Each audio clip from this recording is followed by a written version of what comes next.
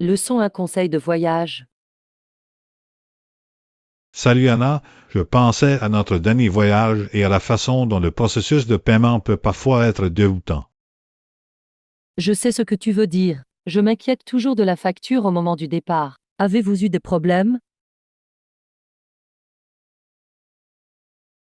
Pas vraiment, mais j'ai remarqué que certaines personnes ne comprenaient pas qu'elles pouvaient payer à la réception au moment de leur départ. C'est une erreur courante. Il est important de clarifier toutes les accusations avant de partir. Exactement. Je vérifie toujours ma facture pour m'assurer qu'il n'y a pas de frais imprévus. C'est intelligent. Je me souviens d'une fois où on m'a facturé un article de minibar que je n'avais même pas utilisé. C'est frustrant. Les hôtels doivent être clairs sur ce qui est inclus et ce qui ne l'est pas. Certainement. Je pose toujours des questions si quelque chose ne semble pas clair. La communication est essentielle. Doit. Et il est utile de lire les petits caractères lors de votre enregistrement. Cela peut vous éviter bien des ennuis plus tard. Je suis d'accord. J'aime également garder une trace de mes dépenses pendant le séjour. Il garde tout organisé. C'est une excellente idée. Cela peut également vous aider à respecter votre budget. Exactement. De plus, cela facilite la comparaison des coûts lors de la planification de futurs voyages. En parlant de coûts, j'ai récemment appris que certains hôtels offrent des réductions pour les séjours prolongés. Vraiment, c'est une information utile. J'ai toujours voulu explorer des lieux pendant de plus longues périodes.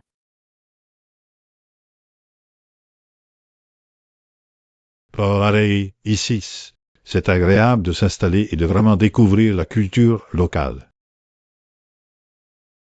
Absolument. Et parfois, vous pouvez trouver des attractions uniques qui ne figurent pas dans les guides touristiques classiques.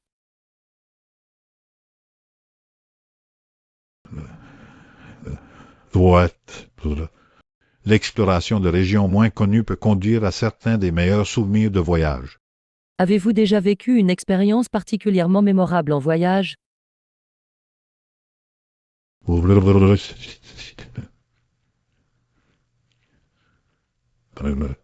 Une fois, je suis tombé sur un festival local et la Cela communauté semble était très incroyable. accueillante. Ce sont des moments comme ceux-là qui valent la peine de voyager. Exactement. Il s'agit avant tout de se connecter avec les gens et de vivre de nouvelles expériences.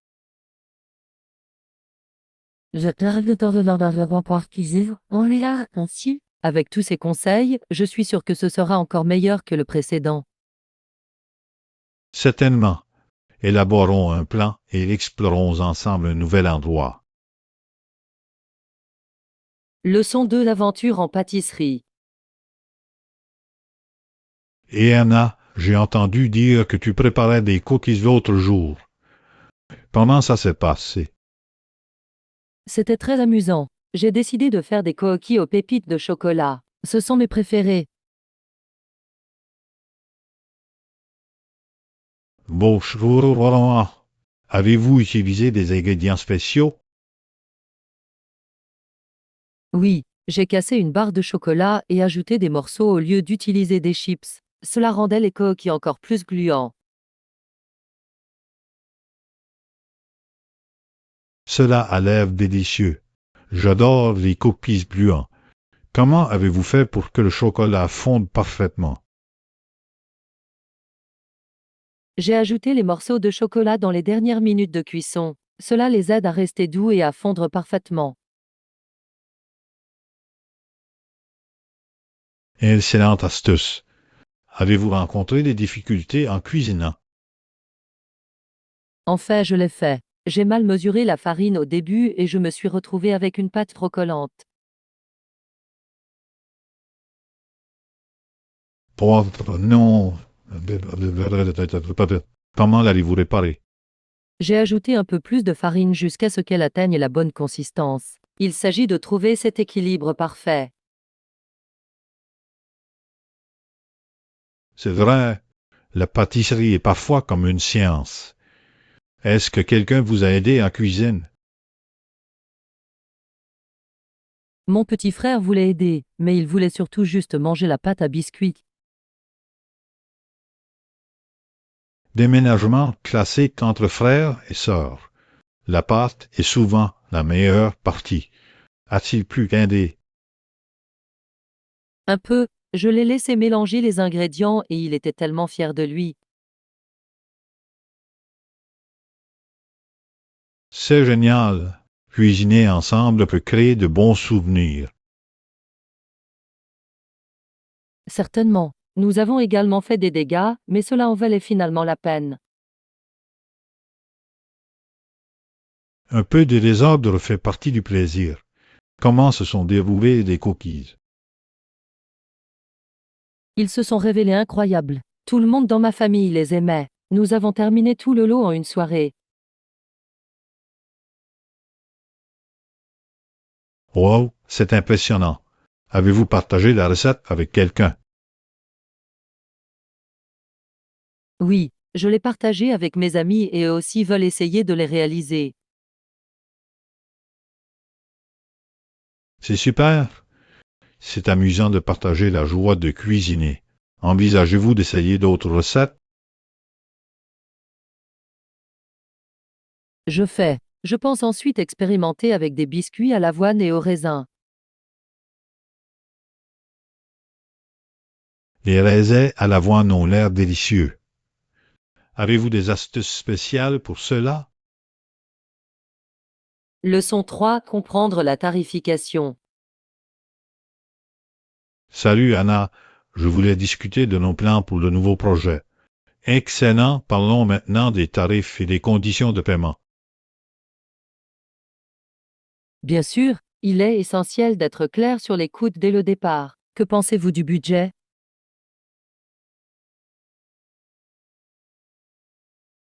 Je pense que nous devrions décrire toutes les dépenses potentielles, y compris les matériaux, la main-d'œuvre et tout coût imprévu. Cela a du sens. Avoir un budget détaillé permet d'éviter les surprises plus tard. Comment souhaitez-vous gérer les conditions de paiement? Je pense qu'offrir un dépôt initial serait une bonne idée. Il garantit l'engagement du client. Je suis d'accord. Un dépôt permet également de couvrir les frais initiaux. Quel pourcentage vous paraît raisonnable?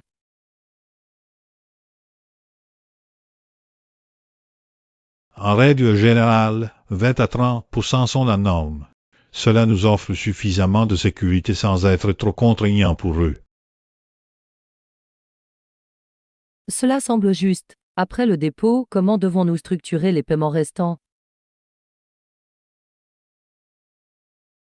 Je suggère de diviser le reste en étapes. Nous pouvons définir des livrables spécifiques pour chaque paiement.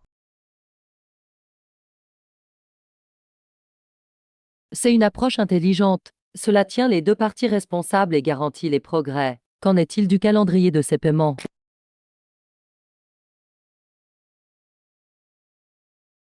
Idéalement, nous devrions aligner les paiements sur les phases du projet.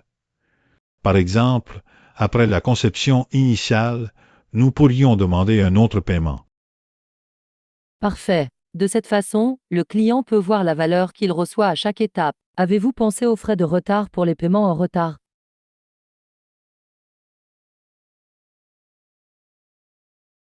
Oui, je pense qu'il est sage d'inclure une clause sur les frais de retard. Cela encourage les paiements en temps opportun et protège notre entreprise. Absolument. Il est important de maintenir le professionnalisme tout en étant juste. Que pensez-vous des réductions pour les paiements anticipés?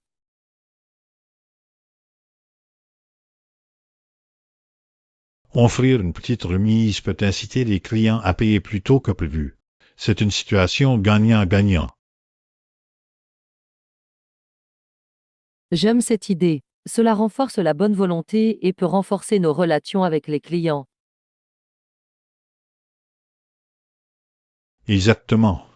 La communication est essentielle. Nous devons nous assurer que nos prix et nos conditions sont clairement indiqués dans le contrat. Certainement, un contrat bien détaillé protège les deux parties et définit des attentes claires.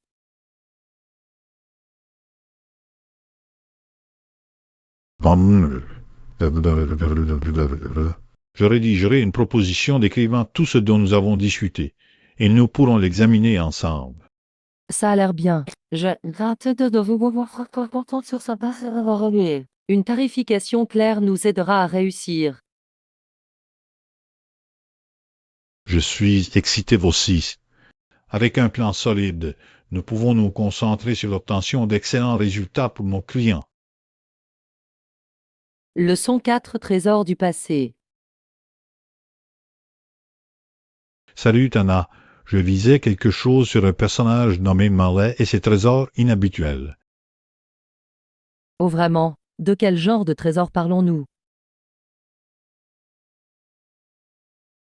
Il avait des clés, des caisses, des registres, des sacs à main et même des actes. Tout cela semblait très mystérieux. Cela semble intrigant. Chaque élément doit avoir sa propre histoire ou sa propre signification. Exactement.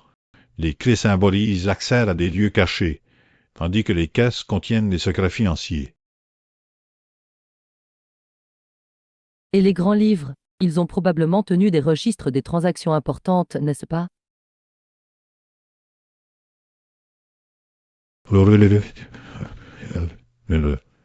Ils sont essentiels pour comprendre l'histoire et la manière dont les gens géraient leurs richesses. C'est fascinant tout ce que ces objets peuvent nous apprendre sur la vie de quelqu'un. Certainement, chaque article reflète les priorités et les valeurs de la personne qui les possédait. Je me demande si Marley se souciait davantage de l'argent ou des relations personnelles. C'est une pensée intéressante. Peut-être accordait-il avant tout de la valeur à la sécurité. Ou peut-être était-il simplement un collectionneur de souvenirs, chaque objet représentant un moment dans le temps. J'aime cette perspective. Cela montre comment les possessions matérielles peuvent avoir des liens émotionnels. Exactement. Cela nous rappelle que nos biens racontent souvent des histoires sur qui nous sommes. Pensez-vous que nous devrions garder certains objets comme trésors dans nos propres vies? Je le crois. Les objets sentimentaux peuvent apporter du réconfort et nous rappeler des expériences importantes. Elle voit. Avez-vous des objets spéciaux que vous chérissez? Oui, j'ai un médaillon de ma grand-mère. Il contient une photo d'elle quand elle était jeune.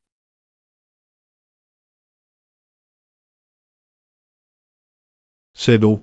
Cela doit être un merveilleux lien avec l'histoire de votre famille.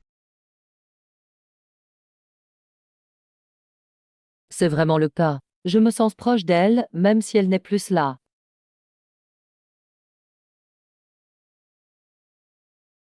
C'est le pouvoir des souvenirs.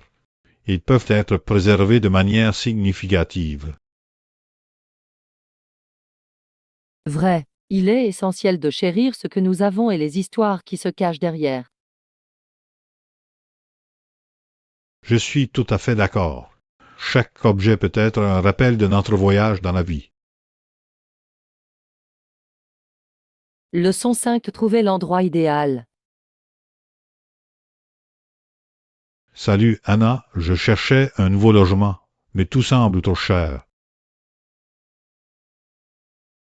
Je comprends, il peut être difficile de trouver quelque chose à la fois abordable et confortable. Et certainement, je veux un endroit où je me sens comme chez moi sans me ruiner. Avez-vous envisagé des logements partagés? Cela pourrait réduire le coût. C'est une bonne idée. Partager avec des colocataires peut rendre la vie plus abordable. De plus, cela peut être amusant de vivre avec les autres. Vous rencontrez de nouvelles personnes et partagez des expériences.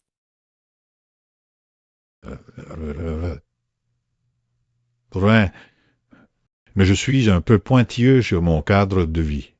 J'en ai besoin pour me sentir à l'aise. Je comprends ça. Il est important d'avoir un espace où vous pourrez vous détendre. Je m'assurerai de lire les critiques avant de choisir un lieu. Cela aide de savoir ce que pensent les autres.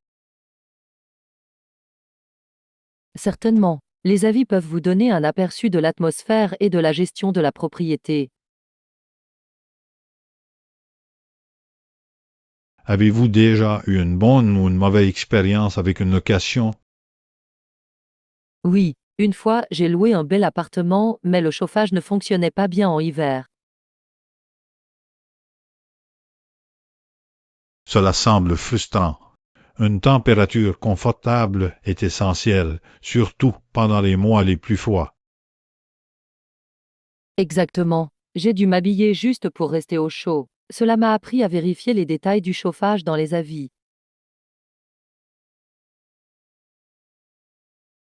Un geste intelligent.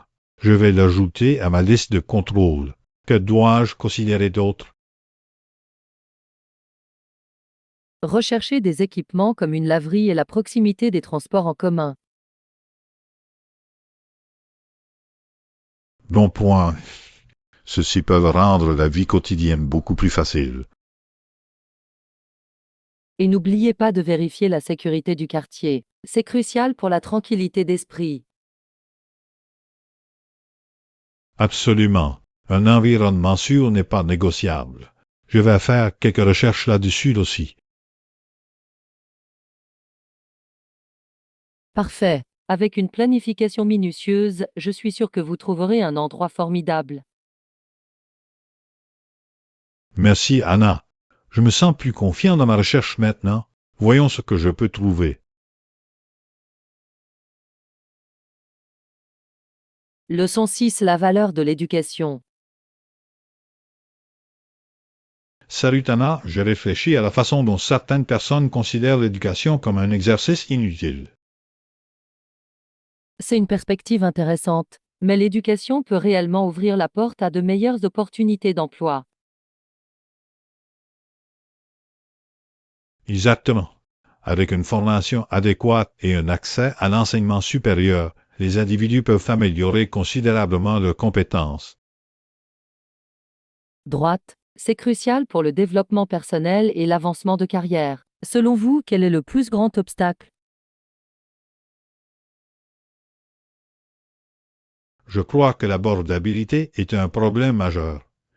De nombreuses personnes ne peuvent pas se permettre de payer des études supérieures. Absolument. L'endettement étudiant peut être écrasant, ce qui fait que certains hésitent à poursuivre leurs études. Et c'est dommage car l'éducation est un investissement dans l'avenir. Oui, de plus, le marché du travail étant en constante évolution, la formation continue est essentielle. Je suis d'accord.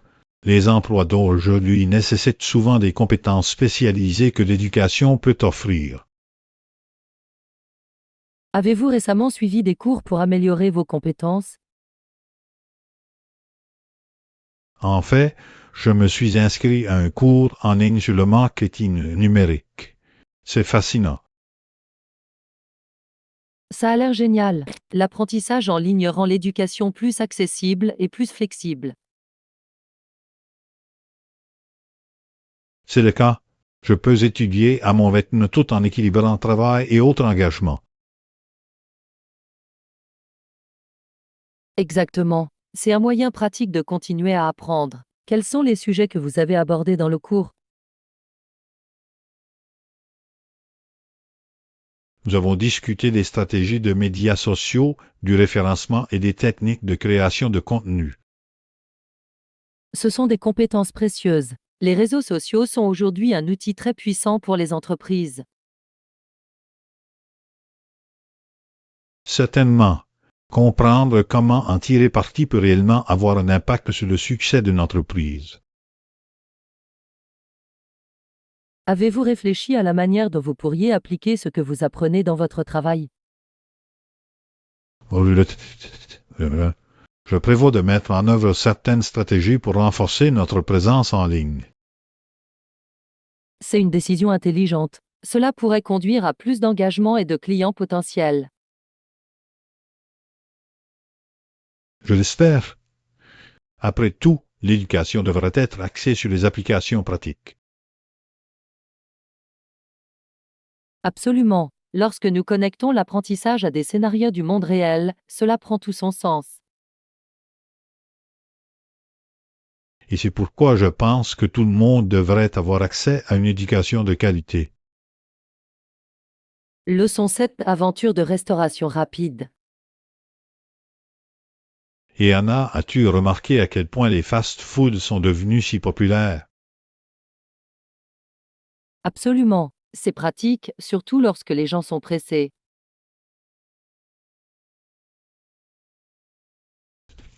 Vois, mais lorsque vous commandez un fast-food, vous devez d'abord faire la queue devant le restaurant. Vrai. Cela peut parfois sembler compliqué, surtout aux heures de pointe.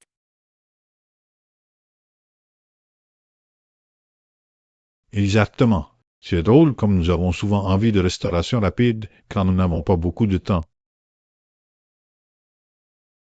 Oui, mais parfois, je me demande si nous sacrifions la qualité au profit de la vitesse. C'est un bon point. Certains fast-foods peuvent être malsains s'ils sont consommés trop souvent. Certainement. Il est important d'équilibrer la commodité et la nutrition. Quel est votre fast-food préféré? J'ombre généralement pour un burger et des frites, mais j'essaie de choisir des options grillées lorsque je le peux. C'est intelligent. J'aime manger des salades ou des wraps. Ils se sentent un peu en meilleure santé. Excellent choix. Avez-vous récemment essayé de nouveaux établissements de restauration rapide? J'ai récemment découvert un restaurant de hamburgers local qui utilise des ingrédients biologiques. C'était délicieux. Cela semble incroyable. Les ingrédients biologiques peuvent faire une grande différence au niveau du goût. À coup sûr. En plus, ça fait du bien de soutenir les entreprises locales. Absolument. C'est bien de savoir d'où vient votre nourriture. En parlant de ça, avez-vous déjà essayé un fast-food qui vous a surpris?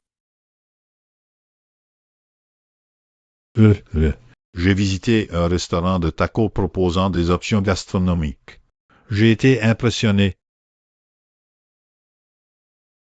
Wow, des tacos gourmands. Cela semble intriguant. Qu'as-tu commandé?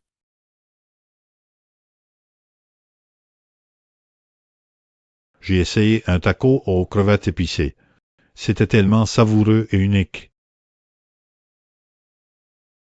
J'adorerais essayer ça. C'est génial quand les fast-foods font preuve de créativité avec leur menu. Le- le- Cela rend les choses intéressantes et nous donne de nouvelles saveurs à apprécier. Et c'est amusant d'explorer différentes cuisines, même dans un cadre de restauration rapide. Exactement. La restauration rapide ne doit pas nécessairement être ennuyeuse. Il y a toujours quelque chose de nouveau à découvrir. Leçon 8. Surmonter les barrières linguistiques. Salut Anna, j'ai réfléchi à l'importance de connaître des phrases de base lorsque l'on voyage. Absolument. De simples salutations et des demandes de chemin peuvent faire une grande différence. Ouais. Dire simplement bonjour ou merci dans la langue locale montre du respect. Oui, cela peut rendre les interactions beaucoup plus conviviales. Vous prévoyez des voyages prochainement? Je pars en Italie le mois prochain et je veux perfectionner mon italien. C'est excitant. L'italien est une si belle langue. Avez-vous des phrases spécifiques en tête?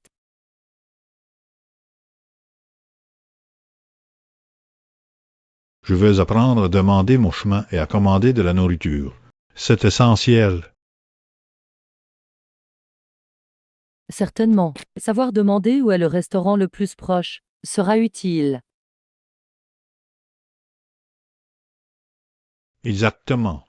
Et j'ai hâte d'essayer une authentique pizza italienne. Avez-vous des conseils?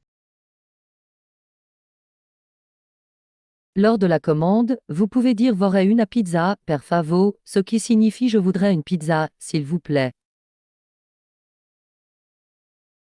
Cela semble parfait. Je vais pratiquer ça. Et les salutations? Dire buongiorno pour bonjour et buonasera pour bonsoir est un bon début. J'adore ça. Ça fait du bien de saluer les gens dans leur propre langue. À coup sûr. Cela ouvre les conversations et vous fait vous sentir plus connecté. Avez-vous déjà voyagé en Italie? Oui, j'y suis allé l'année dernière. La culture et la nourriture étaient incroyables. Quelle était votre partie préférée du voyage? J'ai adoré explorer les petites villes. Chacune avait son propre charme et son histoire. Cela semble merveilleux. J'espère aussi visiter des endroits moins touristés. Certainement. N'oubliez pas de demander des recommandations aux habitants. Ils connaissent souvent les meilleurs spots.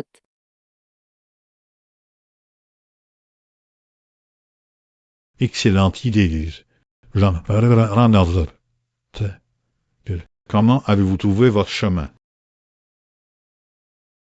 J'ai utilisé une combinaison de cartes et demandé des directions. La plupart des gens ont été très utiles. C'est rassurant. Je veillerai à pratiquer mes phrases pour me sentir plus en confiance. Leçon 9. Trouver un terrain d'entente. Salut Anna, j'ai beaucoup réfléchi aux négociations ces derniers temps. Oh, qu'est-ce qui vous intéresse là-dedans? Eh bien, dans toute négociation, il est essentiel de trouver un résultat mutuellement avantageux. Absolument. Il s'agit de parvenir à un accord dans lequel les deux parties se sentent satisfaites. Duarte, selon vous, quelles sont les stratégies les plus efficaces pour y parvenir? L'écoute active est essentielle. Lorsque nous comprenons les besoins de l'autre, nous pouvons proposer de meilleures solutions. C'est logique. Euh, Parfois, le simple fait d'entendre l'autre côté peut ouvrir de nouvelles possibilités. Exactement. Cela montre du respect et peut contribuer à instaurer la confiance, ce qui est crucial dans les négociations. Avez-vous déjà participé à une négociation qui nécessitait une écoute attentive? Oui, une fois, j'ai négocié une date limite pour un projet avec un client. L'écoute m'a aidé à comprendre leurs préoccupations.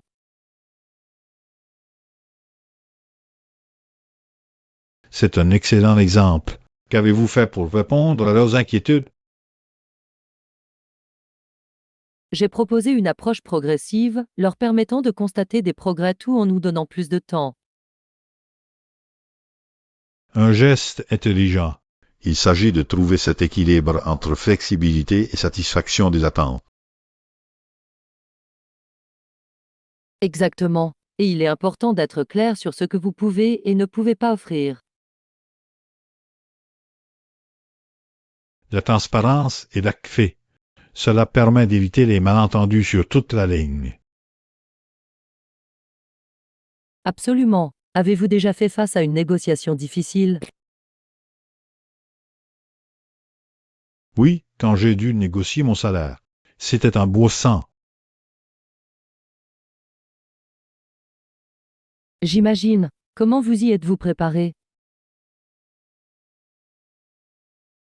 J'ai étudié les taux du marché et mis en pratique mes arguments avec un ami. C'est une stratégie intelligente. Être préparé peut renforcer votre confiance. Exactement. Je voulais présenter des raisons solides pour ma demande. Et comment ça s'est passé? J'ai fini par avoir une augmentation. C'était formidable de me défendre. Leçon 10. Choix en matière de santé et de bien-être. Salut Anna, j'ai pensé à la santé ces derniers temps et à ce que nous pouvons faire pour nous sentir mieux. C'est un super sujet. Prendre soin de notre santé est vraiment bénéfique pour notre bien-être général. Exactement. Je prends quotidiennement des suppléments de multivitamines et d'oméga 3. Ils m'aident à me sentir plus énergique.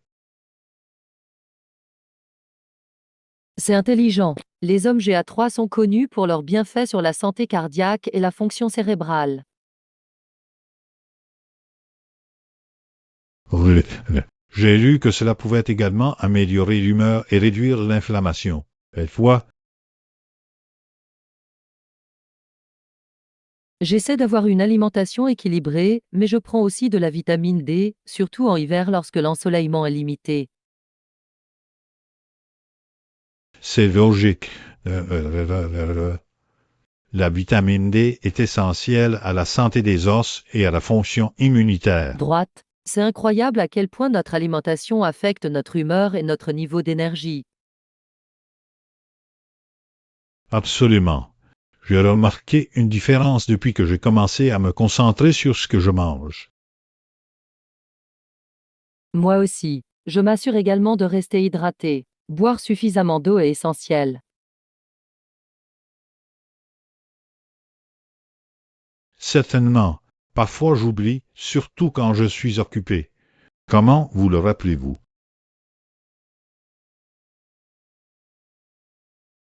Je garde une bouteille d'eau à proximité et je règle des rappels sur mon téléphone. Ça aide vraiment. C'est une excellente idée. Je devrais essayer ça. Prenez-vous d'autres suppléments?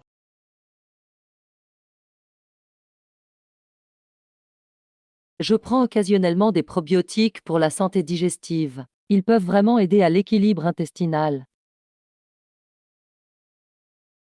Les probiotiques sont intéressants. J'ai entendu dire qu'ils pouvaient améliorer la digestion et renforcer le système immunitaire. Exactement. Il s'agit de soutenir notre corps de différentes manières. Avez-vous déjà essayé des superaliments?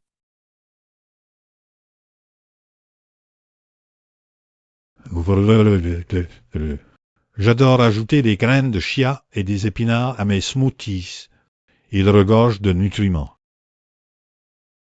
Ce sont d'excellents choix. Les superaliments peuvent vraiment agrémenter nos repas. J'apprécie aussi les baies. Ils sont délicieux et pleins d'antioxydants. Les baies sont excellentes pour votre peau et votre santé en général. Quel est votre préféré? Je pense que les myrtilles sont mes préférés. Ils sont doux et polyvalents. Je les aime aussi. Ils sont parfaits dans les smoothies, les salades ou simplement comme collation. Exactement. Manger sainement peut être agréable si nous faisons preuve de créativité. Leçon 11. Dîner au restaurant. Et Anna, as-tu entendu parler de ce nouveau restaurant du centre-ville? Oui, j'ai lu qu'ils ne prennent pas de réservation. C'est premier arrivé, premier servi, non?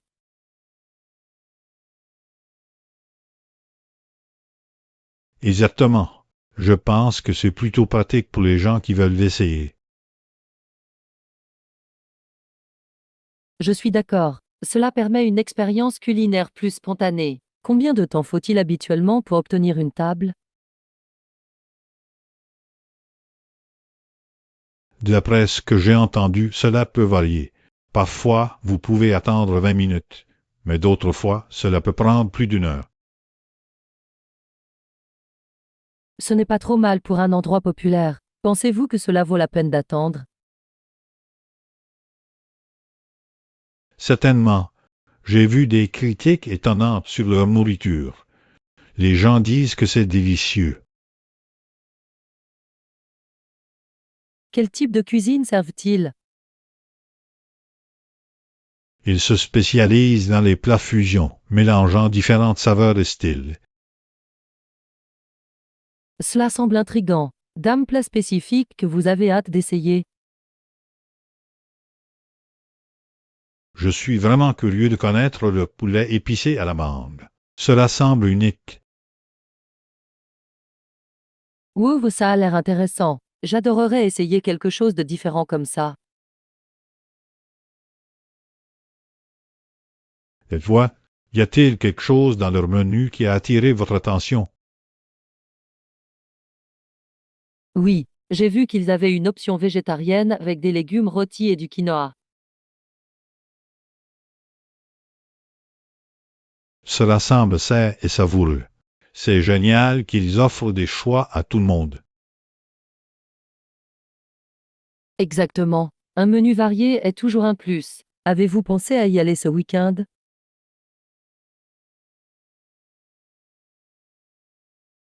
Oui. Je pense que ce serait une sortie amusante. Nous pourrions y aller tôt pour éviter de longues attentes. C'est intelligent. Nous pourrions même explorer les environs un peu avant le dîner. Excellente idée.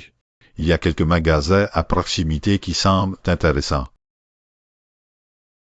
Parfait. Prévoyons donc de nous retrouver vers 17 heures. Ça a l'air bien. J'ai hâte d'y être. Espérons que nous aurons rapidement une table. Certainement. Et je pense que cela aide les étudiants à acquérir des compétences en matière de travail d'équipe et de communication. Exactement. Ces compétences sont essentielles pour l'avenir, surtout au lycée et au-delà. Leçon 12. Budgétisation des voyages. Salut Anna, je planifie un voyage et je dois établir un budget prudent. Je vais m'assurer de rendre compte de toutes les dépenses. C'est intelligent. Avez-vous déjà estimé le coût total? Oui, après quelques calculs, le total, incluant les taxes et les frais, s'élève à $800. Est-ce ce que cela rentre dans votre budget? C'est le cas, mais je veux m'assurer d'en avoir suffisamment pour les activités et les repas pendant mon séjour. Bonne réflexion. Avez-vous réfléchi à combien vous dépenserez en nourriture chaque jour? Je pensais à environ 30 à 50 dollars par jour pour les repas. Cela semble raisonnable pour essayer des restaurants locaux. Cela semble être un plan solide. Manger local peut vraiment améliorer votre expérience de voyage. Et les activités?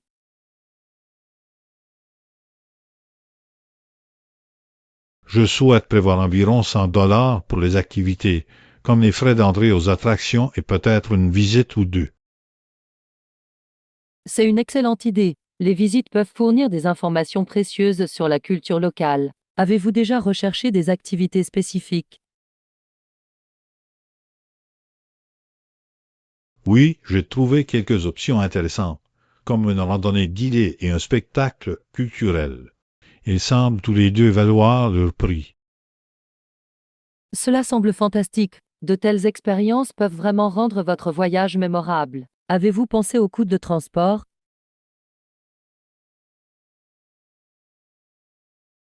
Je, je prévois d'utiliser les transports en commun autant que possible. J'estime cela à environ 50 dollars. C'est une décision intelligente. Les transports publics sont souvent plus abordables et vous permettent de voir la ville d'un point de vue local.